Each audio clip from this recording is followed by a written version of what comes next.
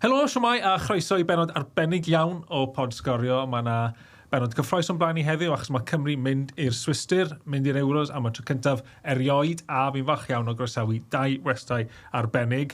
Chwaraewr rhyngwladol a pundit Sgorio, Gwennan Harries, a'r awdur a sylwebydd Sgorio, Ffion Eluned. Newn ni glywed hefyd wrth y rheolwr Rhian Wilkinson ac wrth gyflwynydd podlediad o'r iseldiroedd yn y man. Mae digon o drafod I ddod yn y gyntaf. A jyst gofyn I chi, faint chi'n edrych mlaen ar hyn o bryd? Gwennan, ni'n gwrando nôl ar podcast wnaethon ni recordio just ar ôl I Gymru gyrraedd yr Euros a ti'n gweud, bod e ddim wedi sy'n mewn eto. A 2, ti'n mynd siŵr os ti'n mynd I gallu cael amser off I fynd. So nawr, ti'n gwybod, ti'n mynd, so... Ydy e wedi sy'n mewn erbyn hyn? Na, fi dal ddim yn meddwl bod e wedi, os fi'n oes. Fi'n credu falle ar y weren mas. Yn amlwg mae'r holl cyffro sy'n adeiladu nawr yn dechrau teimlo'n lot fwy real, ond fi ddim yn credu hyd yn oed tan falle maen nhw'n redig allan, fydd e'n taro go iawn. So mae clywed ti'n gweud o fanna just hyd yn oed yn neud fi gwenu, achos fi just dal methu credu e. O'n i wedi cael dros y llinell, a fi yn ddiolchgar iawn a hapus I ddweud bod fi yn cael mynd. Diolch yn fawr i'r ysgol am fod yn cefnogol. So, fydde ar y weren. I made the cut, guys. Bydden nhw'n mor greulon yn gweithio ti na, fi'n credu. Na, maen nhw'n rili cefnogol, chwarae teg, a mae'r adran yn dda iawn hefyd. A mae'n hanesyddol nag yw e, so fi'n credu bys lot o trwbl o ran fi yn gofyn pam ddim os bys nhw ddim wedi ond chwarae teg. Achos mae dim rhaid yn nhw, ond na, maen nhw wedi bod yn ffab, chwarae teg. A Ffion, ti mas yn Nilyn, a ti'n mynd mas eto i'r Swistir. Fel mae Wales Aways yn mynd, sut oedd dilyn? Oedd dilyn yn arbennig. Oedd hwnna'n benderfyniad munudolag, yn fel, wrth gwrs bod fi'n mynd I fynd I ddilyn. Mae'n hawdd mynd I ddilyn, yn fel, wrth gwrs bod fi'n mynd I fynd. Ac oedd hwnna jyst yn noson. Ac oedd yna ta 400 o'na ni gyfnogwyr, hwnna di'r mwyaf, so ni fel, mwyaf erioed sydd wedi bod allan dramor yn gwylio'r menywod. A lot o deuluoedd a lot o bobl. Ac oedd hwnna'n reid rhyw flas, dwi'n meddwl I ni, o be sydd I ddisgwyl, ond ar sgêl llawar mwy, wrth gwrs, yn y Swistir. Mae'r ffaith bod ni fel pedwerydd glad o ran gwerthu tocynna, fel tocynna cefnogwr I hunan lle yn y stadiwm. Mae'r ffaith bod ni'n pedwerydd neu rhywbeth glad yn hynna yn hollol arbennig, dydy. Felly, a gymaint o bobl dwi wedi siarad efo, siarad efo lot o bobl oedd ar y trip dynion dweitha I Wlad Belg, llwyth yn nhw, enwedig i'r penwythnos cyntaf yna yn Luzern. Os ti eisiau meddwl am ryw gymhariaeth, dwi'n meddwl hwnna fydd yr Bordeaux style, y party style Bordeaux. Dwi'n meddwl licio cymharu lot, ond o ran y teimlad ac o ran y cyffro ar edrych ymlaen, a mae'n le hyfryd hefyd yn ôl sôn Luzern, dydy. Felly, mae lot o gyffro. Dwi'n jyst yn cael bod o dod rownd mor sydyn, fel... Allai jyst sôn, oedd nes ti a gweddill y ffans wneud y mwyaf o'r arian nath y chwaraewyr roi yn y bar, cos o'n nhw wedi rhoi tipyn o arian yn y bar i'r holl cefnogwyr, so... Nes I gyrraedd rhy hwyr I hwnna, oedd o wedi gorffen erbyn I fi gyrraedd y bar yna. A dwi'n cofio mynd, mae'r chwaraewyr wedi rhaid arian yn ôl, ond dwi'n meddwl bod o'n newydd orffen. So nes I ddim, ond mi nath yn amlwg y cefnogwyr eraill I gyd. O'n i'n meddwl bys nhw. Chwarae teg. Teimlad gwahanol, dwi'n meddwl fel tournament cymaru a Wales Away arferol, mae rhaid. Ond ar gyfer y merched yn arbennig, ti'n gweud bod na teimlad bach yn Nilyn oedd yn wahanol? Oedd, yn amlwg, fel ambell drip arall wedi bod yr Eidal Groeg o ran y merched oedd I cartra, bach iawn o'n nes wedi bod, llai na 100%. Felly, ti'n dod I nabod pobl yn dda iawn, achos yn amlwg mae'n hyn yn... Dwi'n meddwl rhyw 16 yn ni oedd allan yn Groeg cwbl o flynyddoedd yn ôl, I fod yn onest. Felly, ond o hynny ymlaen, ti'n neud y cyfeillgarwch yna, ti'n neud y cysylltiadau yna, a mae hwnna wedi tyfu. A mae'n amlwg bobl yn dilyn y menywod sydd ddim yn dilyn y dynion hefyd, felly mae'n mynd I fod, mae pencampwriaeth yn rhyw gymysgfa ddifyr iawn, a dwi yn edrych ymlaen, dwi chwaith yn gallu cweit rhaid ymhen arno sut a pwy sy'n mynd I fod yna, achos mae'n just mynd I fod yn bach o bawb, a mae'n mynd I fod gobeithio yn just yn achlysur mor, fel ti'n deud, hanesyddol, a mor hapus. Dwi just yn gallu dychmygu fydd pawb yn eitha hapus. Mae'n braf iawn, dwi'n meddwl yna'n de ar hyn o bryd, felly fydd y tywydd. Wel, be fi'n edrych yna fe, mae lot o stormydd I gael yna, a mae Luzern yn y haf, yn mis Mefin a Gorffennaf, mae mwy o law yn Mehefin nag sydd yn Rhagfyr yn Gaerdydd. Na, dwi'n hwnna ddim yn bosib, sorry, yn Cymru. Dwi'n meddwl allan y ffaith yna, nid Mae jyst fel, achos, ti wedi bod yn yr Alps yn y haf, ti'n gyfarwydd iawn gyda, mae'n cyrraedd rhyw fel 4-5 gloch, a mae yna thunderstorm. Okay. A dyna fi credu bydd e. So bydd yna gres llethol. A wedyn ni bydd e fel storm yn bwrw ti yn hwyr. Siwtio Cymru. O'n i'n mynd i ddweud y peth. Come on, ni di arfer na gwneud. Mae hwnna'n wir, ie. Falle fydd e'n help. Fydden ni wedi cael yr hael trwy dydd i fel mwynhau'n hynna. Pan ni'n cyrraedd y stadiwm, glaw i'r gêm. Da ni di arfer am hynna, do. Gobeithio, ie. Nes i edrych, achos mae'r ffocus nawr yn cyrraedd mor bell a gêm Cymru. A diwrnod cyntaf, o'n i'n checo, a diwrnod ni'n cyrraedd, oedd e just glaw o dechrau diwedd. Ond fi wedi checo ers ni, a nawr mae fe'n hael trwy dydd. So, fi ddim yn mynd yn rhy nerfus tan fel diwrnod cynt na'n checo'r ffocus fi'n credu. Wel, pam da eisiau pacio, dyna pryd i'n Coc glaw te. Ysgafn ddo, achos mae'n boeth, ie? Ie, mae'n boeth. Mi dde'n humid iawn, ie. A lot o teithio o gwmpas ar tren hefyd, felly fydd lot o bobl yn teithio o gwmpas. Fi yn credu ddo, ti'n gywir o ran fel, fydd e'n special, fydd e'n nigrw iawn, bach fel bod o, achos mae llwyth o ffrindiau fi sy'n falle heb hyn oed bod i gêm o'r blaen. Mae nhw'n dod allan i cyfnogi. O ran yr ysgol, mae yna plant a rieni nhw, mae yna criw mawr sy'n chwarae i clybiau lleol. Mae nhw'n mynd allan hefyd. Fi'n credu hwnna. A fydd e'n gêm special, achos yn amlwg y gêm gyntaf, ond mae'r iseldiroedd gyda fel cefnogwyr anhygoel. So fydd hwnna'n profiad mewn i hun hefyd. Mae'n just gobeithio bod y chwaraewyr yn gallu ymdopi gyda'r pwysau, nerfusrwydd. Fi yn pryderu tipyn bach am hwnna. Ond o ran y cefnogwyr, fydd e'n anhygoel. Ie, ti'n iawn, dwi wedi cyfarfod, fod fynd o gwmpas o felly sawl fel merch ifanc a bechgyn ifanc ag ati, sy'n mynd i Swistir, maen nhw fel, maen nhw'n mynd, o, ynddi'n mynd i Swistir, a ti'n just fel, waw, so'n dwi wedi cynnig gennes, do, maen nhw'n 12 oed, a maen nhw'n mynd i'r Swistir i wylio merched Cymru chwarae, felly na, fydd o yn deimlad. A mae bob gêm, o Bordeaux yn arbennig, oedd y gêm gynta allan yn cwpan y byd hefyd, oedd hwnna ddod achlysur, y gêm gynta na, yr anthem gynta na, y cerad allan fel o'ch chi'n dweud Gwennan o ran y bob dim na sy'n digwydd am y tro cynta. Chos dwi'n cofio yn Bordeaux meddwl, os nawn ni jyst sgorio un gol, byddai'n hapus wedyn, achos da ni bod ma, dwi wedi gweld, dwi wedi canu hen o'r benhada, dwi wedi sgorio un gol, a dwi'n cofio'r gol yn mynd i fewn yn mynd, na ni, da ni'n iawn o'n, byddai'n hapus o'n. Felly, mae rhyw deimlo bach eitha fel la, jyst bob dim yn digwydd am y tro cynta.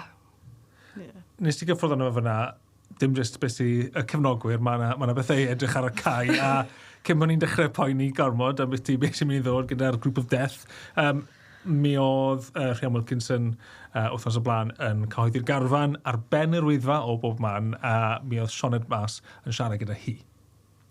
Well, Rhian, this is the moment that we've all been waiting for since that night out in Dublin. Your squad is officially out, and oh my word, what a way to mark the occasion here at the top of the Wyddfa. It is perfect. What a view. It feels like it's a fake backdrop. It's that perfect.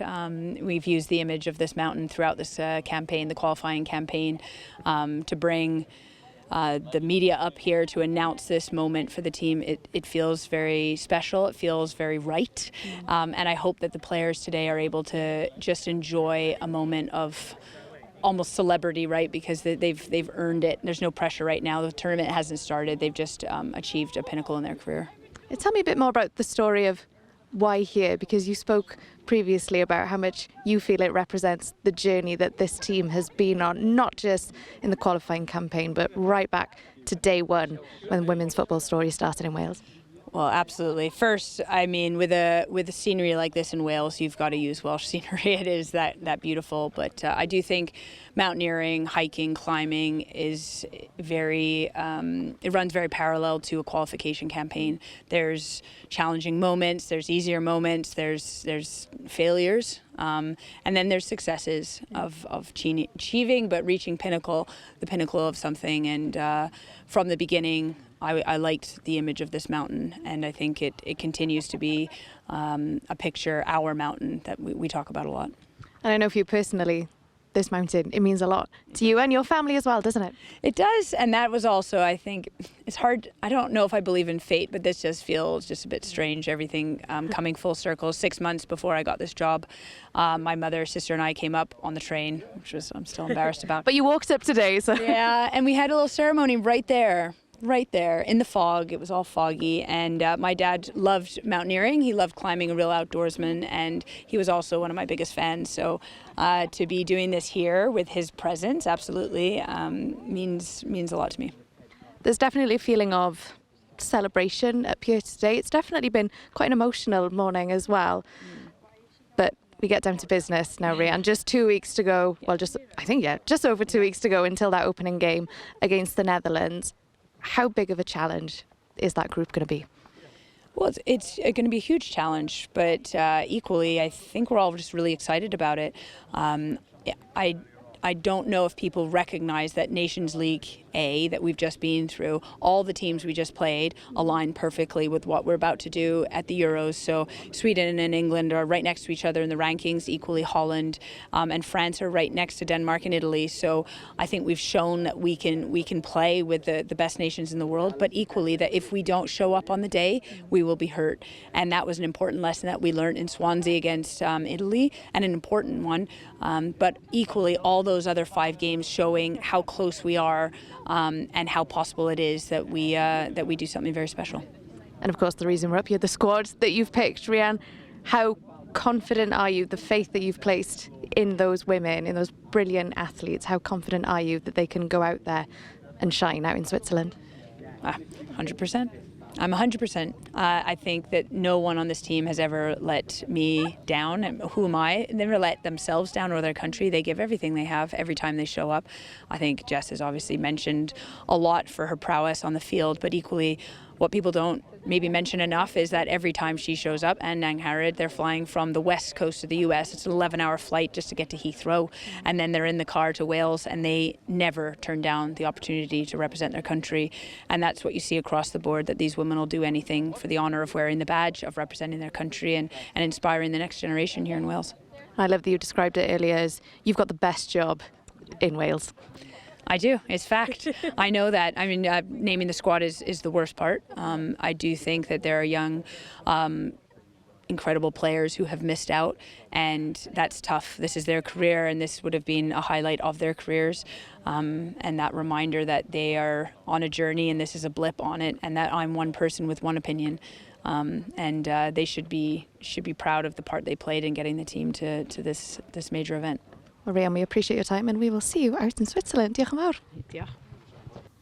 Edrych mlaen I weld Rhian a'r tîm yn y Swistir. Oedd ddim lot o siocs sy'n credu yn y garfan. Ni'n siarad cyn dod mlaen am ti. Fath o Maisie Davies, falle ddim mewn achos yr anaf, yr unig syndod. Yr un cwestiwn sbo oedd Sophie Ingle. Os oedd ddim yn unig i fewn yn y garfan, o'n i'n ame unwaith oedd hi'n dechrau hyfforddi mewn gyda nhw.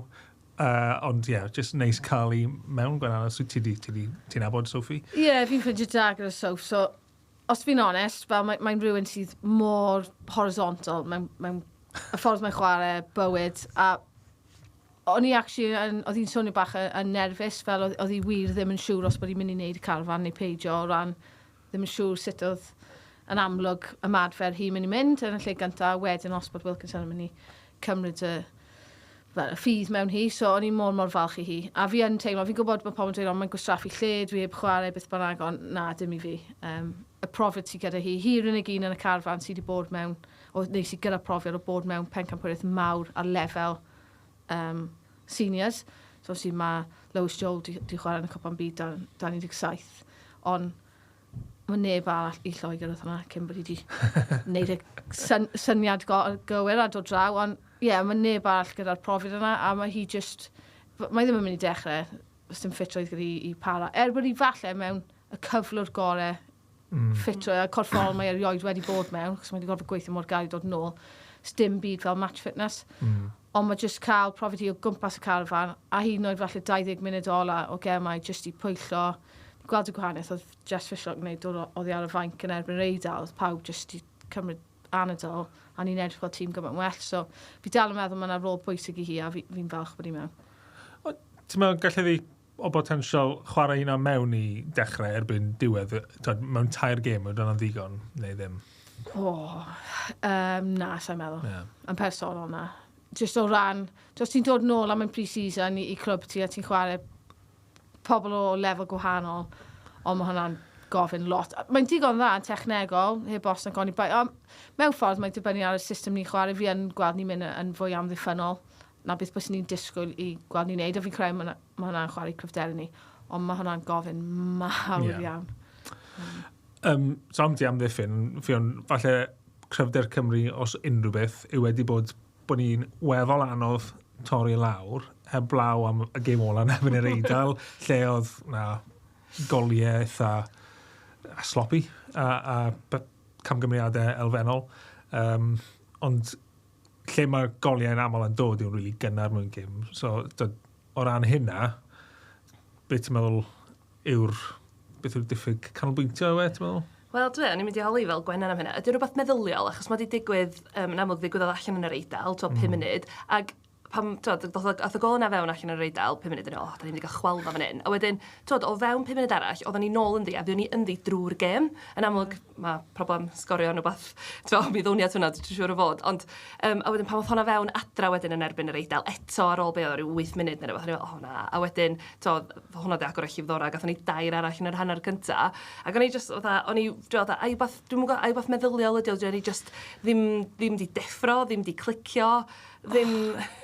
Mae'n anodd i ateb achos oedd e'n patrwm, oedd yn amlwg ym mhob gêm, pob tro ildio ni, oedd e'n y 15 munud gyntaf o dechrau'r gêm neu'r ail hanner.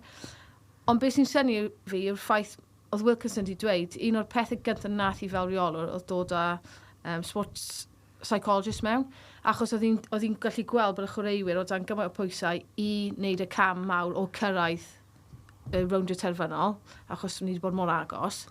So mae hi wedi bod mewn lle am fel flwyddyn. So mae hwnna'n syni fi os bys o fe yn rhywbeth canolbwyntio, achos maen nhw gyd wedi bod yn gweithio gyda hi. Yn amlwg, mae cyflymder y chwarae, pan ti'n chwarae'n cyngor A, mae yna gymaint uwch na beth falle maen nhw wedi arfer gyda cyngor B.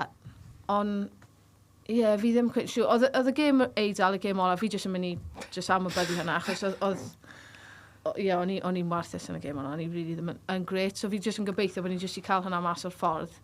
Ond fel ti'n gweud, ni wedi ymateb yn really dda ym mhob un. So mae hwnna'n agwedd cadarnhaol, ond ni methu fforddio i wneud yna. A dyma beth sy'n pryderu fi, yw bod ni wedi bod yn y rhythm yma, a'r ffaith does dim profiad gyda ni yn y pencampwriaeth y mawr. Maen nhw'n mynd i bod yn nerfus. A achos bod iseldiroedd yn dod â torf mor dda hefyd, fi'n gweld hwnna'n achosi bach o ffactor hefyd. So dyna ble eto mae profiad rhywun fel Ingle yn y sgwar. Fi'n gwybod mae Jess Fisher heb chwarae yn y pencampwriaeth i mawr, ond mae mwy na digon o profiad gyda hi mewn gemau mawr, ty beth, i tynnu ni trwyddo.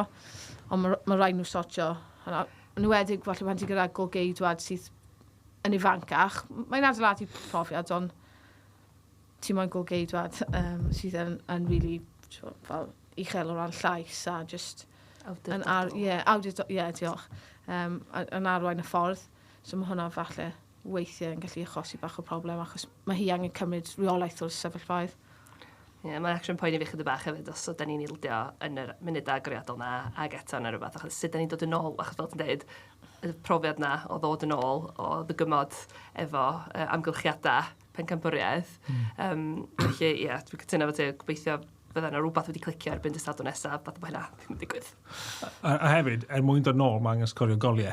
Os ni'n ildio, mae'n sgorio ar ochr all y geinog, dyna lle mae'r gwendid ar hyn o bryd.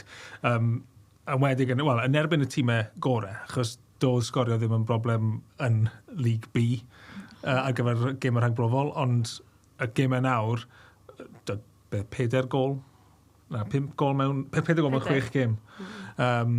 So, be yw'r ateb? Neu pwy yw'r ateb falle? O ran o holl... Mae gennym ni tipyn opsiynau gwahanol pan mae'n dod at pwy sy'n arwain y llinell fflan. A falle bod yna cryfderau gwahanol gyda nhw. So, pwy chi'n dechrau gyda? Elise Joosse i fi.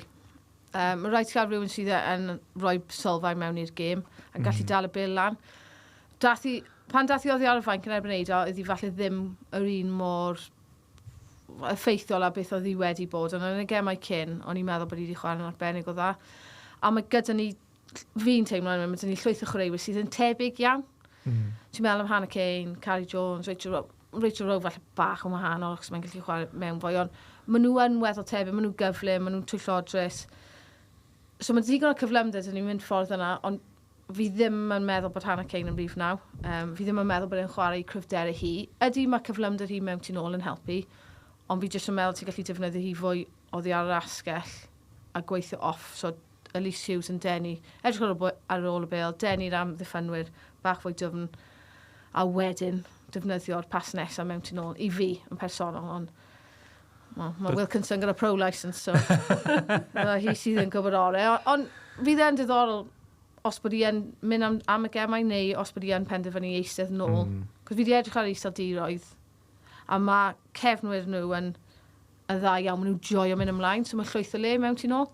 So falle bys y chwarae cein wedyn yn gweithio os bod y peli'n digon dda mewn i hun ar problem. Cos weithiau, dwi'n service, fi wedi chwarae'r rôl yna, so fi'n mynd i bod fel team forwards fan hyn. A mae'n job anodd, yn enwedig wedyn pan ti jyst yn brwydroddi ar scraps, fel ni wedi gweld Ceili Barton yn neud am flynyddoedd.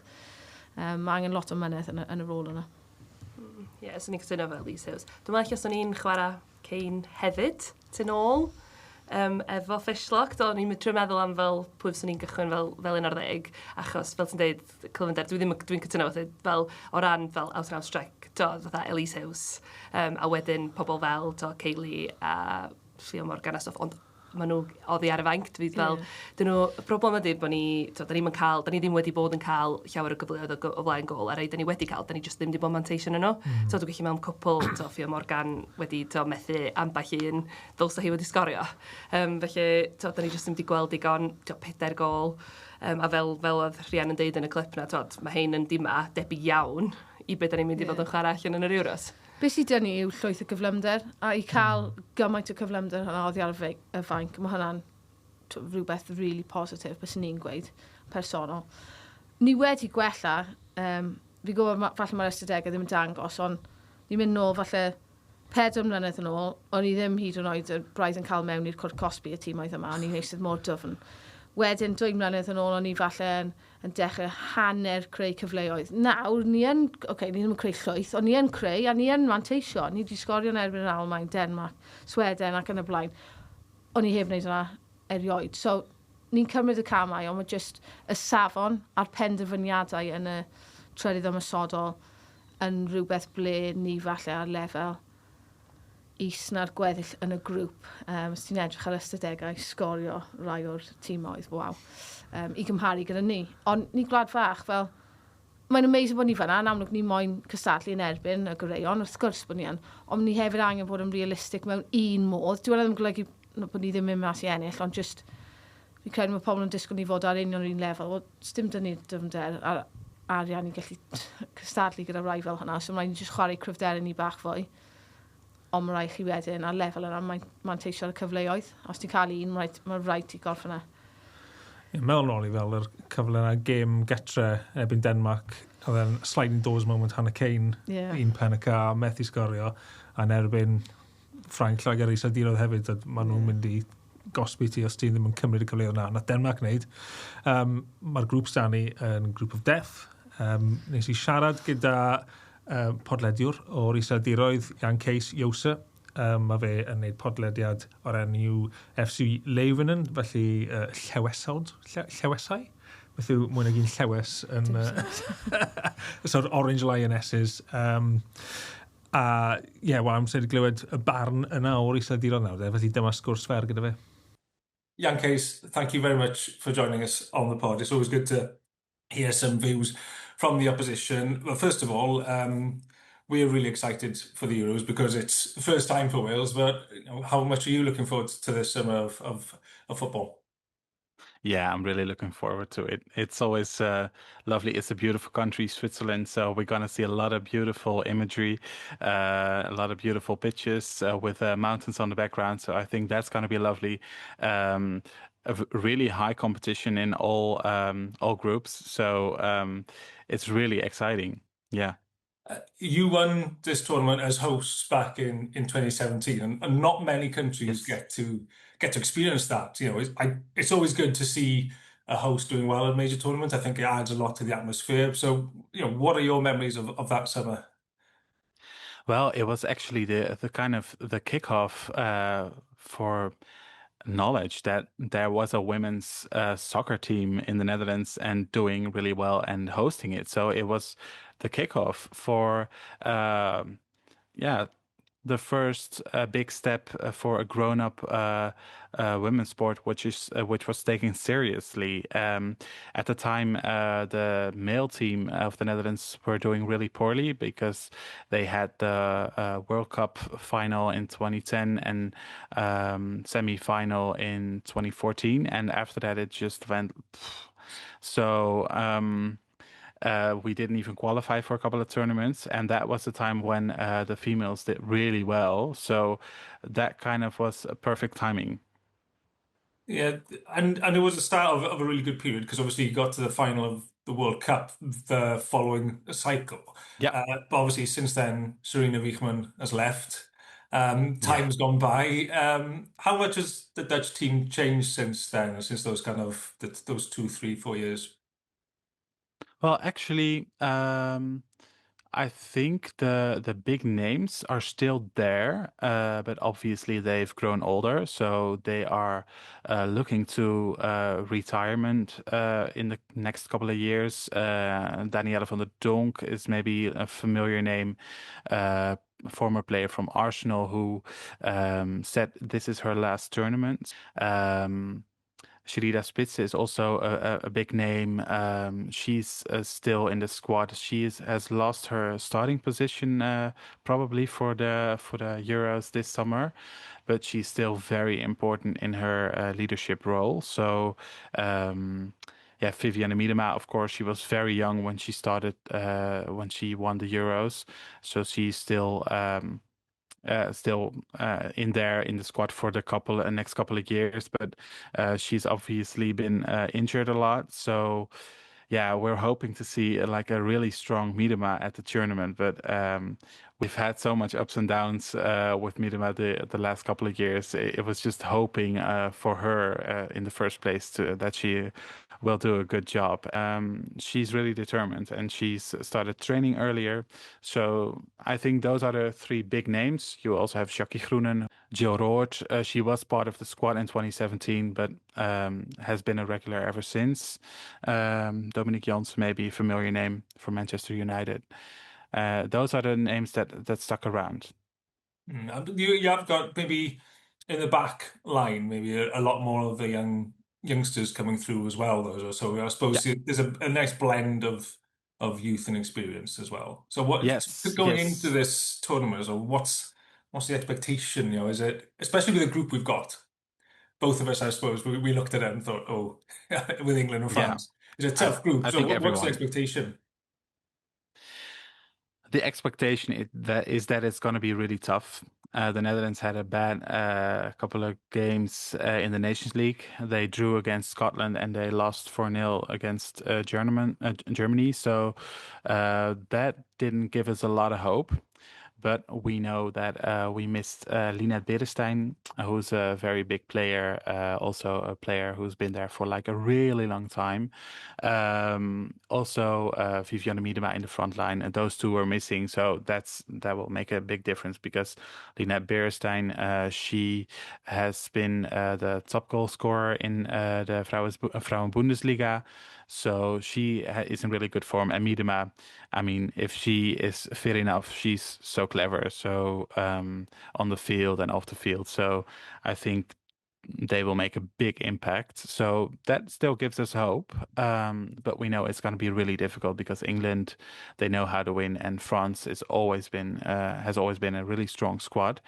And then Wales is like maybe the team that everyone sort of forgets about, but it's still like a pretty strong team if you look at the clubs they play at. Even Andries Jonker, the coach from the Netherlands, has said so.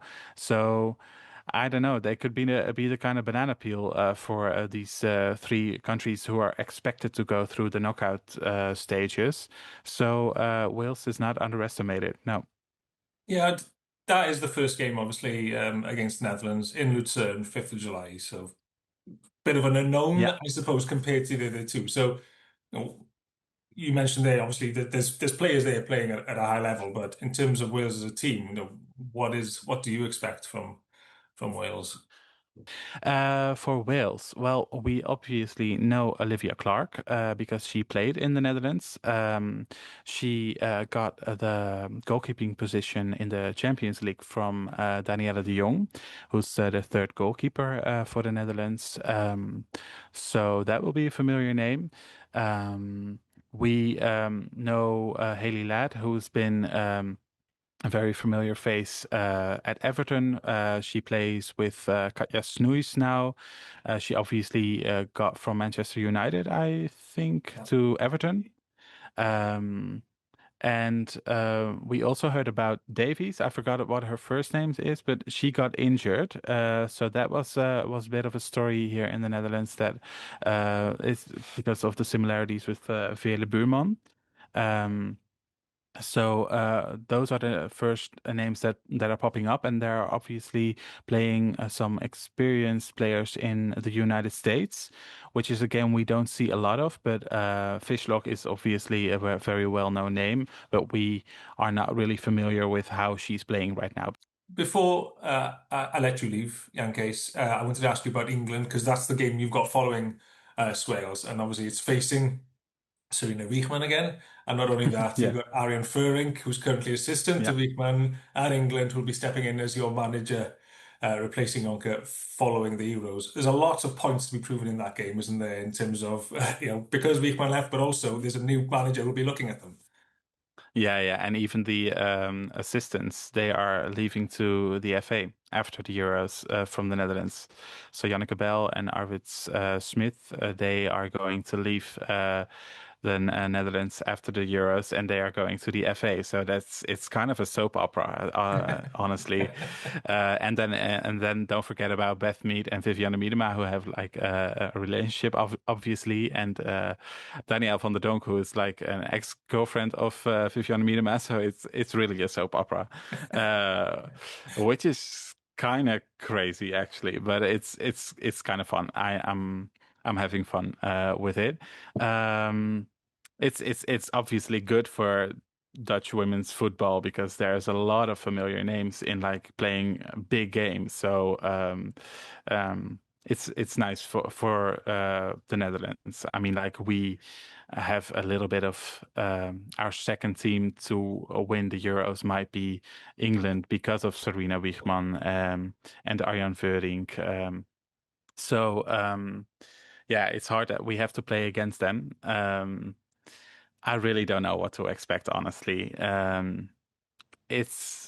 There's so much ingredients that can switch things and can give things a different flavor for that game, that it's really hard to predict what it's going to be like, because England has been really flip-floppy in terms of good and bad performances. They lost to Belgium.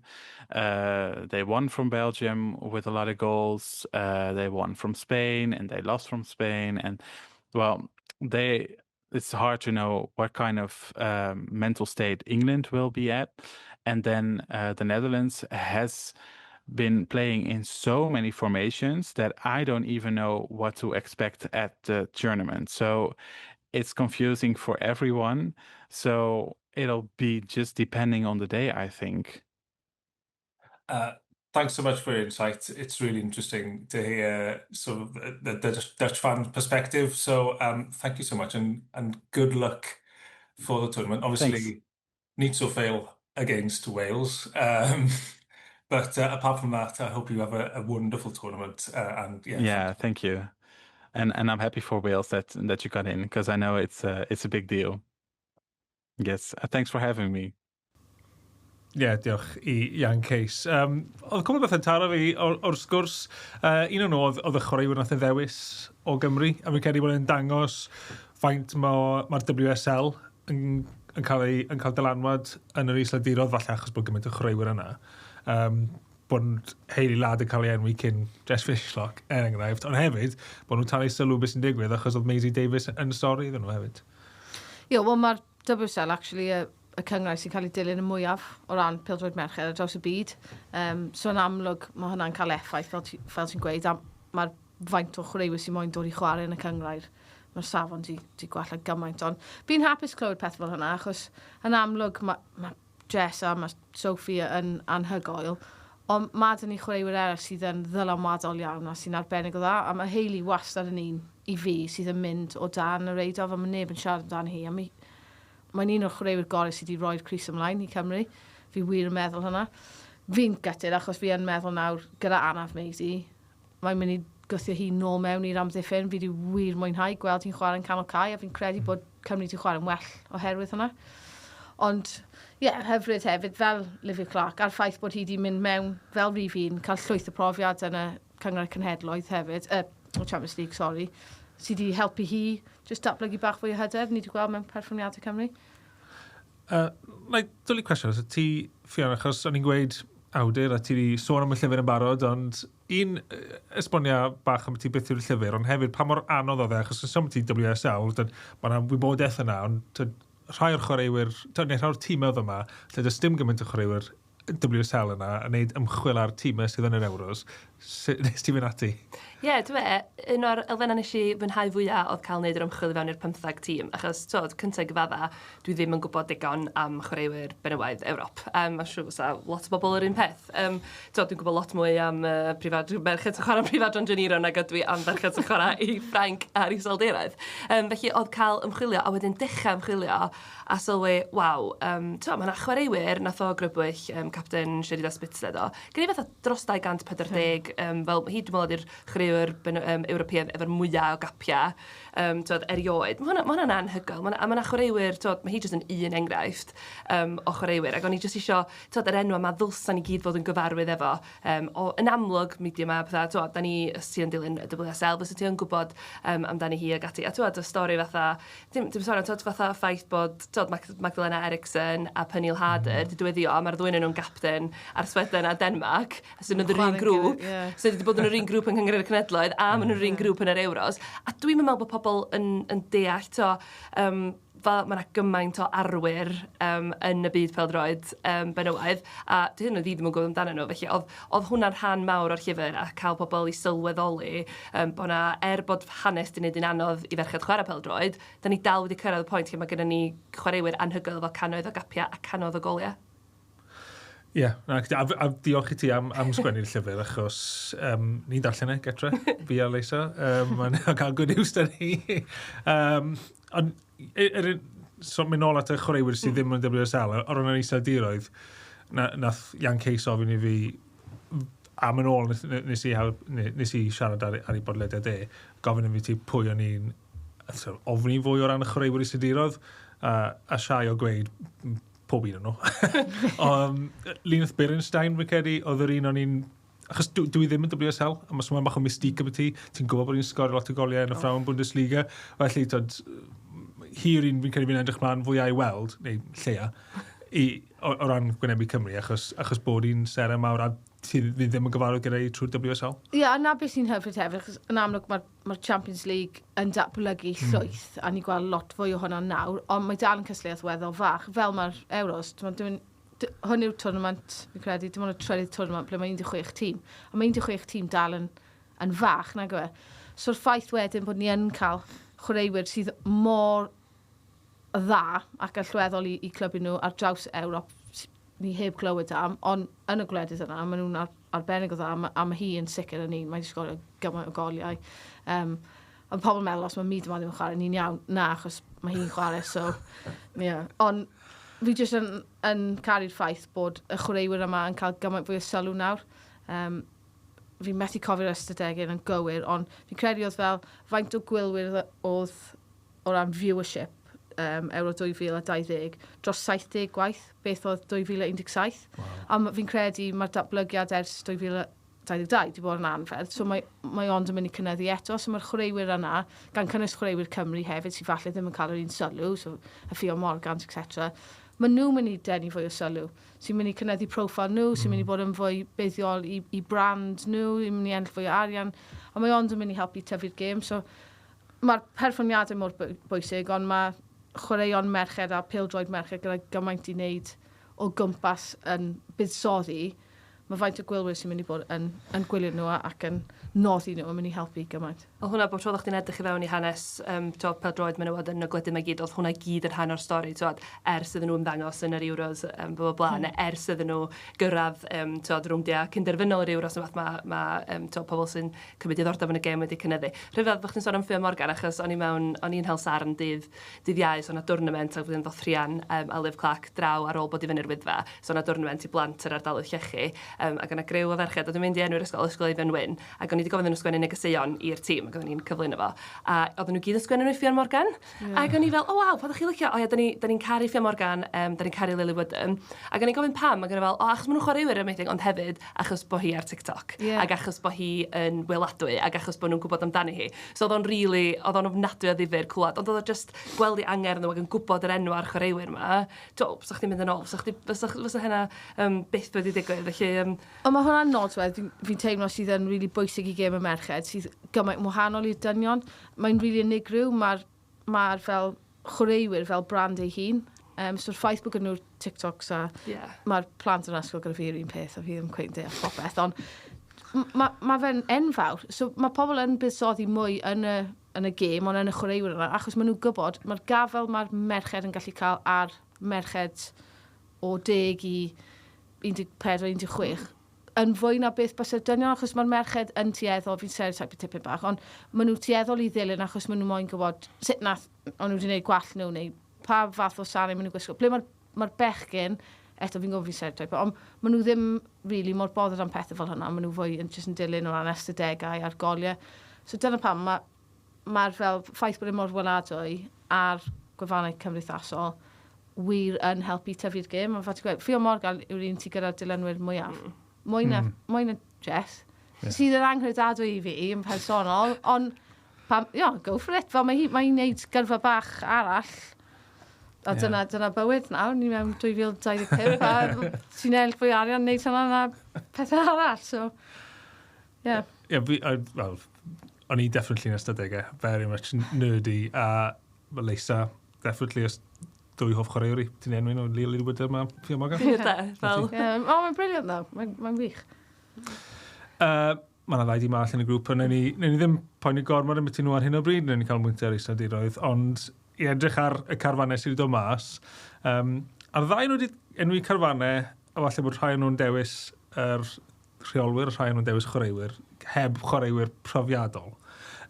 So Frank wedi enwi carfan heb Wendy Renard na Eugenie Lesome. A hwnna'n dewis y rheolwr. A wedyn mae tipyn o sêr Lloegr di yn ddeol o bêl-droed rhwngwladol ar doriad y bencampwriaeth, felly Frank Kirby, Millie Bright a Mae'r. I'r tair yna, neu'r penderfyniad ar amser yma, ti'n syni? Ie, o'n i wedi wir syni. Frank Kirby falle bach yn wahanol. Mae hi wedi bod lan a lawr chwarae teg a mae wedi brwydro trwy gymaint pethau i ddod nôl gymaint o weithiau. Ond fi'n credu oedd hi falle ddim yn mynd i wneud y carfan. So wedi penderfynu. Fi ddim yn siŵr ar amser yn personol bys ni ddim wedi wneud e'r pryd ni, ond pawb wahanol. Ond Mae'r oedd hwnna... O'n i'n meddwl bod hwnna fake news, wirioneddol. Rhaid fi chwilio cwbl o lefydd gwahanol i wneud siŵr bod hwnna'n gywir. Cos o'n i jyst i syni gymaint. Pawb wahanol, falle mae'n rhywbeth ti'n ôl bod ni ddim yn siŵr am, ti'n mynd beirniadu gormod, chos ti byth yn gwybod beth sydd yn digwydd, ond fi'n credu bod hwnna wedi bod yn ergyd mawr i fi Gwen hefyd. Just profio ti, achos ti'n edrych ar y gol geidwad na, does dim lot o bobl. Maen nhw bach fel ni, fel hwnna. Yn amlwg, mae nhw Hannah Hampton sydd yn chwarae'n dda, ond mae jyst cael y arweiniaeth, a mae hi mor uchel. Ti'n ni gweud ti angen gol geidwad sydd yn really awdurdodol a hyderus. Mae colli hynna a cymeriad ti o gwmpas y carfan yn mynd i bod yn colled mawr, Mae rhywbeth jyst ddim yn teimlo'n gywir, nag oes. Mae Millie Bright wahanol achos mae wedi gwneud y pen, a mae wedi cael llawdriniaeth, actually, ers cyhoeddi, a mae'r pen glin hi, so falle jyst corffi wedi cael digon. Mae lot o pobl yn amlwg fel arfer yn mynd i brwydro trwy hynna, ond mae wedi ennill yr Euros, mae wedi arwain nhw yn cwpan y byd, so falle oedd hi jyst yn teimlo na. O ran y thing profiadol, sy'n ei bach ymchwil fatha, sy'n licio ystadegau. So, felly, ni ydy'r ail yn grŵp ni o ran cyfanswm nifer capia. So, yr iseldiroedd, maen nhw brod just o dan 1,500. Mae spitzer gyda'r rhywun a pawb arall yn y twrn yma, dyna'r pawb. So, maen nhw ar y brig, a dwi'n meddwl, oedd yn sôn am fatha, dwi'n meddwl bod 8 nath dalen i chi'n 2017. Pan dwi'n cael sgyrsiau wan, mae pobl yn dechrau meddwl bod ni'n mynd i gallu cael na honna di'r gêm, y gêm gyntaf. Achos dwi'n gwybod, gemau Cyngor y Cenhedloedd, nath nhw gael diwad eitha Simpson, nath nhw gêm gyfartal yn yr Alban, colli'n drwm i'r Almaen, a hefyd o gran cyrraedd yr Euros, fel ail dwi'n meddwl, neu beth oedd yn y grŵp, ond wedyn pan ti yn meddwl am y profiad sydd gen nhw, ac oedd yn eitha difyr gwrando ar y sgwrs, achos o'n i wedi dechrau meddwl hefyd, allan na honna, dwi'n meddwl bod yr momentum yn cario rhywun hefyd, ydy'r holl sgyrsiau, yr holl gyffro, ond mae grŵp mor den, a mae yna gymaint o bwysau mynd i fod ar y 3 tîm arall hefyd, achos mae yna o leia un o hynna ddim yn mynd i fynd allan o'r grŵp. Felly, gêm fydd ystodiroedd yn amlwg y gêm gyntaf na'n erbyn ni, fydden nhw eisiau pwyntiau, achos maen nhw wedyn yn gwynebu Lloegr a Ffrainc. Felly, ond mae o'n mynd i fod yn ddifur faint, fel nes i grybwyll Ffrainc, sut mae beth sydd wedi digwydd yn Ffrainc, achos dydy pethau yn amlwg ddim yn dda yna. A sut faint o bwysau mae hynna, achos mae hwnna yn benderfyniad bold iawn dydy o ran ddim cynnwys rynad ag ati. Felly mae'r pwysau sy'n mynd i fod anyn nhw, a da ni'n chwarae nhw ail, so'n dal beth i digwydd yn y gêm gyntaf yna yn erbyn Lloegr, sydd feddylfryd, lle maen nhw gyd i ffrio yn dod yn ôl y chwarae ni'r ail gêm. Felly mae'n mynd i fod yn ofnadwy o ddifyr jyst achos bod nhw i gyd yn mynd i fod yn brwydro ac yr gymaint o bwysau ar nhw. Ie, fi'n teimlo fel bod e di wneud y penderfyniad gyda'r dyfodol ymlaen.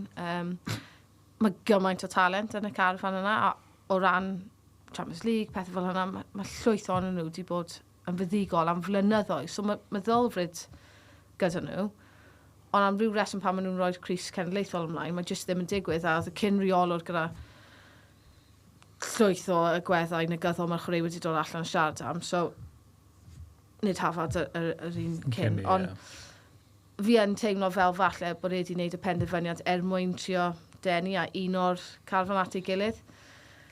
Ond, bach yn cliché, o ti byth yn gwybod gyda Ffrainc, fel, maen nhw'n dweud gyda rygbi, mae'n ti just byth yn gwybod pa tîm sy'n mynd troi lan. Ond os maen nhw'n chwarae top y gêm nhw, mae pawb yn mynd i ofni nhw. Cos maen nhw wirioneddol yn tîm arbennig o dda. Mae'n cyrra bob gêm dydyn, Lenny. Dim ond i ildio mewn un gêm, Lenny. Wow, really? Maen nhw wedi chwalu grŵp Cyngor y Cenhedloedd nhw, a maen nhw wedi cael gêm gyfeillio ar dymel. Maen nhw'n chwarae Brazil hefyd cyn y tournament dymel. Fi'n credu oedd mynd allan yn y chwarteri yn gemau Olympaidd ei hun, o'n nhw'n rili siomedig gyda hwnna. So fi'n credu mae'n bach o tan yn y bol, fel i gweud. A beth fi'n syni bod nhw, y tîm sydd gyda nhw ers 10 diwetha, bod nhw'n byth di ennill unrhyw beth. Ond falle dyna pam, achos bod y meddylfryd neu rhywbeth, mae rhywbeth wastad yn clicio. Dwi'n edrych ymlaen i weld Catoto, ddo. Mae fel, mae di sgorio beth o dda. 37 gol mewn 54 o gapien ar rhywbeth i'w glad. So, os di hi ar dan, nhw ydy'r tîm sydd fel informed dwi'n teimlo. Wel, chwaraeodd Cymru'n dda iawn yn erbyn hi, tro diwethaf. Mae'n really gryf i fod yn dig. Mae'n fel good number 9, bys ni'n gweud. So, chwaraeodd Cymru'n dda yn erbyn hi, os maen nhw gwylio'r tapyn nôl, felly bod yr un mod gorfforol. Nhw ydy'r tîm da ni wedi chwarae fwyaf diweddar allan o'r 3 tîm, yr ymgyrch cwpan y byd diwetha. A mond colli... So ni wedi chwarae iseldiroedd am spel, ond geithio ni crasfa tro diwethaf. 5 i ddim, dwi'n meddwl. Ond da ni'n sôn am 2017. 2017 o, yn ôl dylyfr di. Cyn Euros nhw. Cyn yr Euros. Ie, fel gym ola nhw fi'n credu oedd. So o'n nhw yn amlwg wedi... O'n ni bach allan o'r tymor i fod yn dig. Ac o'n nhw ymhlith paratoadau nhw. A da ni'n chwarae Lloegr ers y ymgyrch yna, cwpan y byd chwaith na. O'n i'n mor agos. O'n i'n edrych ar hwnna eto, o'n i'n trio esbonio Jan-Kees pa mor agos o'n i. Gyda, achos oedd goal difference ni'n plus 12 a ein gogledd Iwerddon yn 0. Ond nath nhw fynd trwyddo'r play-offs a head-to-head goals. Head-to-head away goals. Ie, ath e lawr i cwpl o... Mae hwnna'n cyfri cyn y ffaith bod gyda Cymru plus 12 goal difference yn erbyn dim nhw. Mae'n baffling. Mae'n pryd maen nhw newid y reol nag o... Ond sa'n credu ddech chwaraewyr yn ymwybodol. Mae pethau fel yna, pethau ti ddim yn mewn. Wirioneddol na, sa'n credu yn mynd mewn i'r gem, o'n nhw'n actually ymwybodol bod e'n mynd i mynd ar head-to-head. Mae hwnna wastad wedi bod yn un, mae'r chwaraewyr wedi edrych nôl yn grac mwy na gyn beth. Siom ar rwystredigaeth, y Swistir, a peth fel ond hwnna oedd hwnna wedi gwylltio nhw. Credu. Yn fynd trwy tîm eraill, ond falle cyffwrdd ar y ffaith, edrych ar nid unig dylifr di, ond pethau 4-4-2. Mae'n neis gweld Cymru yn rhan o'r rhaina fel y guide to the tournament, ond faint o'n nhw sydd yn enwi Millie Bright a Mae'r, Wendy Renard yn yr expected 11s. Faint o'r rhwystredig, ti wedi mynd nôl, sa'i edrych cymharu, ond faint o'n nhw ti'n edrych ar y carfanau a meddwl, mae hwnna actually, o'r llyfr yn dated. Mae'r Renard yna, mae Ups yna, achos o'n i'n meddwl, wel, ti'n oedd edrych, pan o'n i'n neud o, oedd hyn cyn gema ola cyngor cenhedlaeth efo lle gath Renard, obviously, oedd hi ddim yn y garfan yna, ond mi oedd hi'n bob un cyn hynna o Chwefror ag ati, felly, ac o'n i hefyd isio Mae'r, achos o'n i isio rhoi golgeidwad, a golgeidwad eich fysa plant wedi clywed amdan ag ati ag o'r holl. Felly, oedd hwnna yn sioc, gofio Iolo yn textio fi mynd, ti wedi gweld y newydd yn am Ups. Ac oedd y llyfr mon newydd o allan, ond dramlwg, dwi wedi gorffan o, mis cyn iddo fo, ddod allan yn y siopa. Felly, dwi'n eitha hapus bod, o'n i bai yn amlwg am Maisie Davies, ond mae hwnna tu allan i reolaeth. Mae tîm Cymru yn eitha cywir gyda fi, so o'n i wedi rhagdybio heina. Tournament yn ehangach, beth a pwy chi'n edrych mlaen i weld? O ran y tîmau, o ran Cymru yn mewn sticker albums a bethau. Chi'n dilyn? Chi'n casglu? Dwi ddim wedi prynu'n leni. Ddim yn cymryd bod ti... O'n i arfer, ond blynyddoedd yn ôl. Ys i hyn o'n mynd i'r Premier League shop fi'n credu, dan yn Birmingham pan o'n i fel ti, fel obsessed gyda stats a beth pan o'n i ifanc, ond na, so i wedi gyda Rain. O'n i trio cael nyth fi mewn i nhw, ond oedd i ddim really... Na, so o'n i'n meddwl, sa'n gwrstaffu arian os bod ti ddim yn mynd i. Mae nhw'n drud. Ie, mae nhw'n. O ran chwaraewyr ddo, mae gennym fi chwaraewyr, dwi wedi cymryd fel, ach bod fi wedi eto fel gwneud ymchwil, Gwlad Pwyl yn amlwg yn wlad sy'n cystadlu'n i bencampwriaeth am y tro cyntaf fel ni. Capten nhw prif Efa Mae'r, sydd wedi symud i Barcelona, a dwi'n meddwl bod hyn efo gael esgydair Liga, Liga F fatha 25. Teimlo i hi ddown. Mae nath i symud fanna. Mae wedi colli yn y Champions League final am hwnna oedd y 5 tro mae wedi colli. Nath i symud fanna, wir gyda'r gobaith o ennill, a wedyn collan nhw i. Oedd pawb o gwmpas i, just fel... Oh, really? Wow. Yeah, sorry. Ond fel arall, mae wedi bod ar da i Barcelona. Dwi'n person cyntaf i sgorio hat-trick yn fel El Clasico yn merched ag ati erioed ag ati. Ac dwi'n gwybod os ydych chi wedi gweld y clips o Gwlad Pwyl pan oedd nhw ennill i sicrhau lle, a mae hi yn ei dagra go iawn, a ti'n gwybod beth mae'n golygu. Ac o'n i just, hi ydi fishlock Gwlad Pwyl. So dwi yn edrych ymlaen i ddilyn, dwi edrych ymlaen i weld Gwlad Pwyl. Dwi wedi cymryd bach o soft spot yn erbyn, oherwydd bod nhw'n mynd trwy'r un peth ni, eto dydy cyngred nhw ddim yn broffesiynol na'n byd yn ei gwlad nhw eto, so maen nhw'n gobeithio bo hyn yn mynd i fod yn sbardun i gymaint o bethau ar lawr gwlad yng Ngwlad Pwyl hefyd, so dwi'n edrych ymlaen i weld sydd fydd hynna'n troi allan. Mae grŵp nhw hefyd fel ni, os oes unrhyw grŵp of death arall, hwnna so mae'r fel 6 o'r 8 tîm gorau yn y byd, neu 6 o'r 7 tîm gorau yn y byd, yn grŵps... Cyda. Pan o'n i'n neud, so o'n i'n recordio'r drôn ag ni, a oedd grŵp A, o'n i'n meddwl, come on, grŵp A, achos mae jyst lot o tîmau sy'n falle o gwmpas yr un fath o safon. Yn amlwg maen nhw tîmau da iawn. Hwna yw beth sy'n mynd i diddori fi, grŵp A, pwy sy'n dod allan o'r grwpiau yna, achos fi wir yn meddwl gall unrhyw'n curo unrhyw'n. So mae Swistir fyna fel top seed sydd yn helpu wneud yn eitha intriguing. Ie, ti'n meddwl mae'r 2 twrnament diwetha, mae'r post wedi ennill, sa'n meddwl maen nhw'n mynd i ennill, ond mae yn rhoi mantais. Mae dyn nhw chwaraewyr ifanc, beth yn gallu gweud enw hi. Mae ddim yn Schneiderlin, cos mae hwnna bendol yn gwrdd, ond mae rhywbeth o'n gwmpas y thing. Mae newydd ymuno gyda Barcelona. Fi edrych ymlaen gweld hi, cos mae hi gyda gymaint o talent. Yn amlwg mae Folti a Bachman sydd yn nafi, sydd yn siomen fawr, ond mae hi'n un i edrych allan am fi'n credu. A fi'n credu gyda'r grŵp sydd gyda nhw, fydd bach fwy ryddid gyda nhw i chwarae. O'n i'n gwrando ar ryw bodlediad ac o'n rhywun o'r Swistir yn siarad, ac maen nhw'n meddwl bod nhw'n mynd i ddod allan o'i grŵp. Wel, gallen nhw. Pwy sa'ch? Mae Norwy gyda nhw hefyd, ie? Ffindir a Gwlad Ria? Ie. Pa mor neis fysa'r grŵp yna di bod.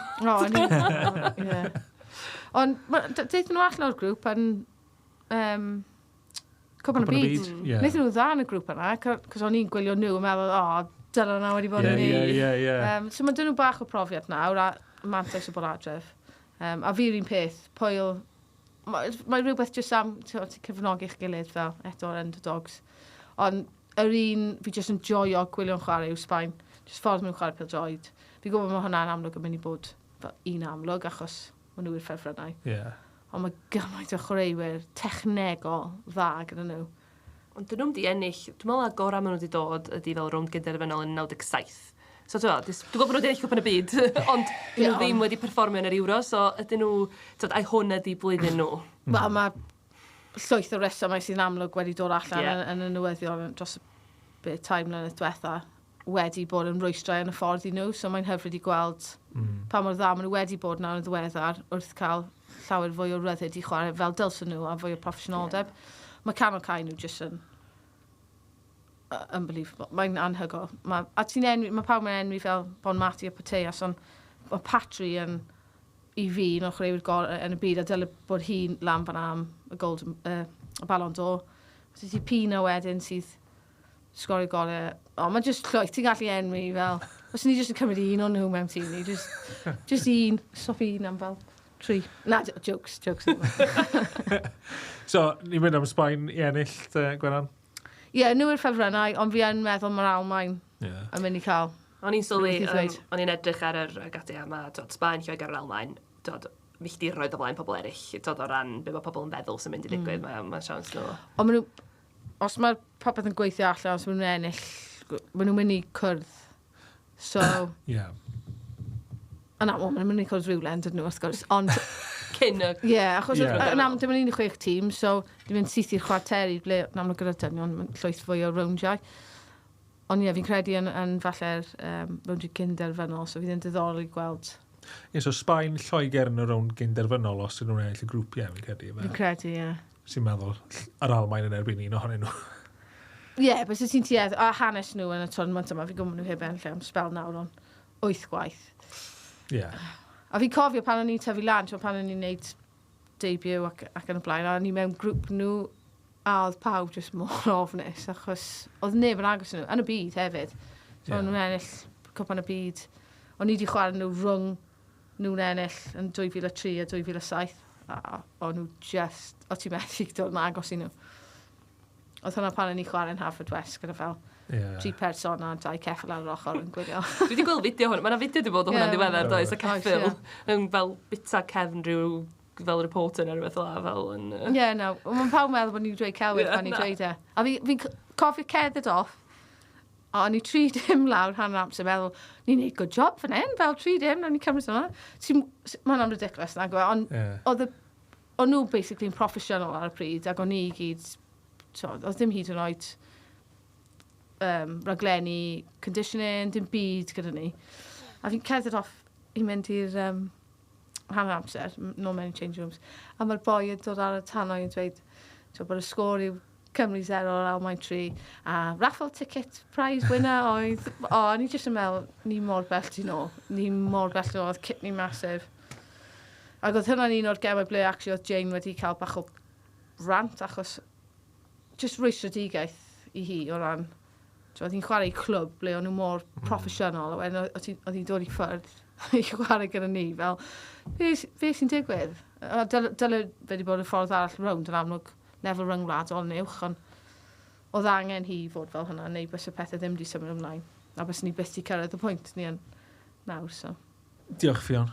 Diolch, Gwennan, am eich amser chi. Great siarad. A dechrau mynd yn... Wel, dim dechrau, fi wedi hyn dechrau mynd yn fwy excited am yr Euros. Cofiwch adre bod chi'n gallu gwylio y gemau RS4C ar gyfer gemau Cymru. Tournament yn dechrau'r ail o'r Ffennaf, ond gem cyntaf Cymru 5 o'r Ffennaf yn erbyn yr Iseldiroedd. Dilynwch Sgorio ar gyfer dilyn y newyddion wrth i'r tournament fynd yn ei flaen. Bydd Sgorio nôl gyda podlediad rhwng y 2 gem gyntaf, felly ymunwch gyda ni o fyny, ond tan hynna, mwynhewch y gem gyntaf a dabl.